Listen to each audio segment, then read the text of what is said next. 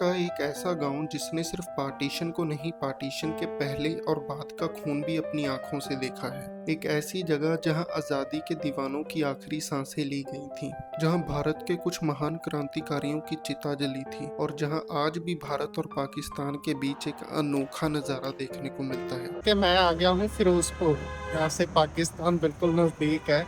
मैं हूं दोस्तों पंजाब के फिरोजपुर के हुसैनी वाला गांव में। इस छोटे से गांव की कहानी जानने के लिए जो भारत के इतिहास की सबसे बड़े और दर्दनाक पलों की गवाह रही है।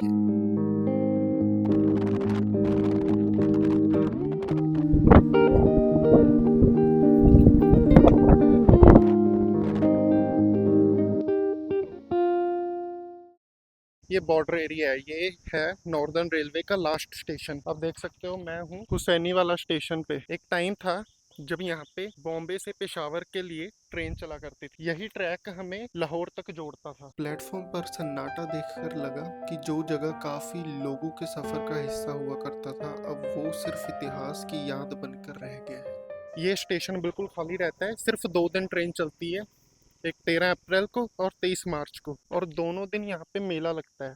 13 अप्रैल को तो विसाखी होती है, पंजाब का बहुत बड़ा दिन है, और 23 मार्च को शहीद भगत सिंह, राजगुरु और सुखदेव जी का शहीदी दिवस है, तो उस दिन भी मेला लगता है। शहीदी दिवस का यहाँ पे बहुत बड़ा मेला लगता है। राम प्रसाद बिस्मिल जी की एक लाइन पढ़ी थी ना बचपन में, वो ऐसे था कुछ, शहीदों की चिताओं पर लगेंगे हर वर्ष मेले, वतन पर मरने वालों का बस यही बाकी निशान होगा। तो वही बात है कि यहाँ पे शहीदी दिवस पर मेला लगता है, बस याद करने का उनको एक तरीका है। जैसा कि राम प्रसाद बिस्मिल जी ने बोला कि यही निशान होगा, तो यही निशानी है उनकी कि हम उस एक दिन को उनको श्रद्धांजलि देते हैं, याद करते हैं। और ये स्टेशन का टिकट काउंटर है।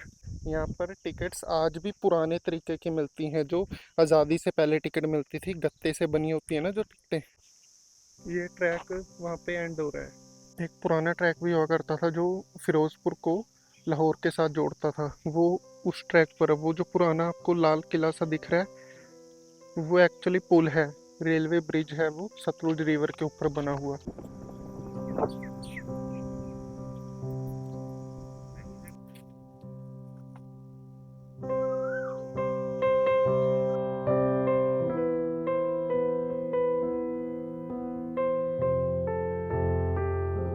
हुसैनी वाला गांव की पहचान सिर्फ पार्टीशन नहीं है, ये जगह भारत के सबसे महान क्रांतिकारियों की अंतिम भूमि है। यहाँ आकर महसूस होता है कि आज़ादी सिर्फ एक शब्द नहीं, बल्कि लाखों बलिदानों का परिणाम थी। दोस्तों अभी हम आ चुके हैं शहीदी स्थान, समाधि स्थल पे आ चुके हैं। वहाँ पे अमर ज्योति चल रही है और हमने उतारे हैं अपने जूते। फर्श है पूरा गर्म।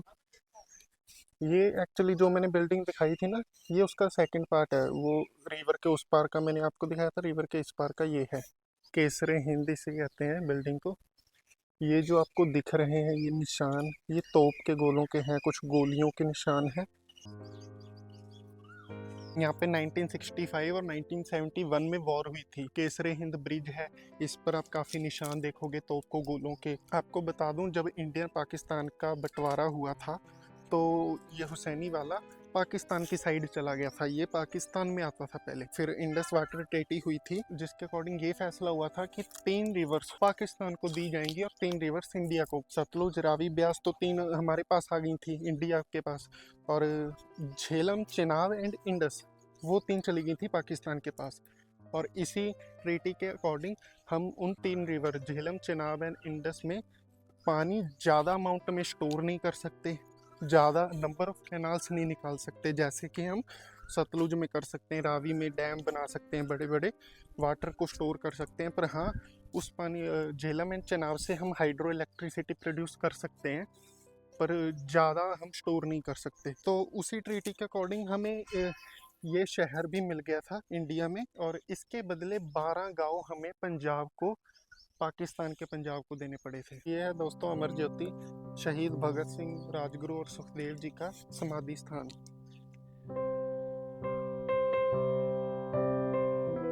भगत सिंह, राजगुरु और सुखदेव जी को फांसी होना तय हुआ था 24 मार्च 1931 को, पर अंग्रेजों ने क्या किया था, उन्हें 23 मार्च 1931 की शाम को ही फांसी देकर लाहौर जेल की पीछे की दीवार को तोड़कर यहाँ पे आए थे फिरोजपुर। उनकी तीनों की बॉडीज को बांधकर मिट्टी का तेल छिड़क कर यहीं पे अंतिम संस्कार किया था और यहीं से जलाकर वो भाग गए थे।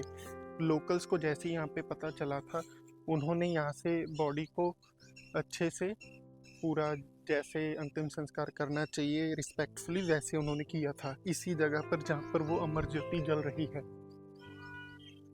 देखिए, इसी जगह पर दो और लोगों का अंतिम संस्कार हुआ था, मैं बता दूं।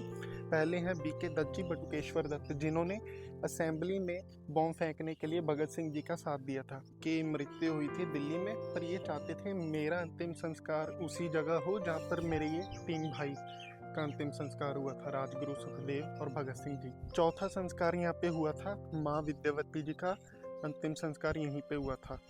पाकिस्तान से उनका शरीर लाया गया था यहाँ पे अंतिम संस्कार करने के लिए, तो उनकी समाधि भी यहीं पर है।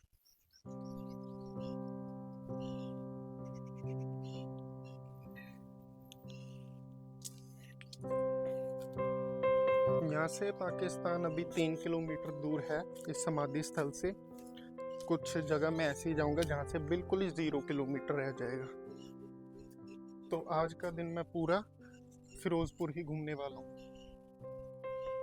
यहाँ पर पहले लाइट शो हुआ करता था, जो ये सीटिंग बनी हुई है, बैठने की सीटिंग है, यहाँ पे पहले लाइट शो हुआ करता था, अब नहीं होता। इसी ब्रिज के अंदर से ट्रेन निकला करती थी, पंजाब मेल नाम की, जो बॉम्बे से पेशावर के लिए निकलती थी। यहाँ से सतलुज के उस किनारे है और दूसरा हिस्सा ये है, बीच में सिर्फ पिलर्स बने हुए हैं जिसके ऊपर ट्रैक हुआ करता था।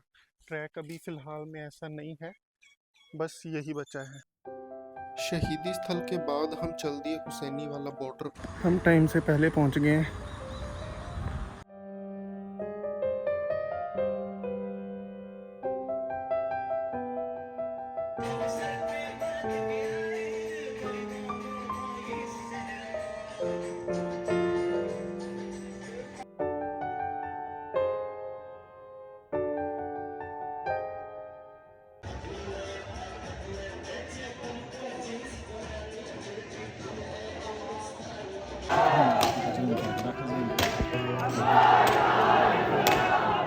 कई लोग इसे पंजाब का मिनी बाघा बॉर्डर भी कहते हैं। हर शाम यहाँ भारत के बीएसएफ और पंजाब के रेंजर्स फ्लैग लोअरिंग परेड करते हैं।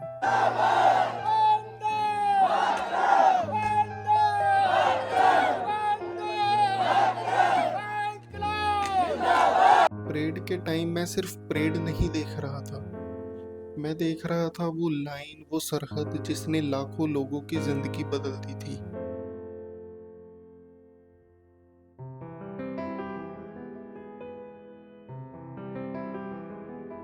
परेड खत्म होते ही हम निकल गए और ये थी भारत के एक अनोखे से छोटे से गांव की कहानी। अगर आपको ये कहानी पसंद आई हो तो वीडियो शेयर ज़रूर करना।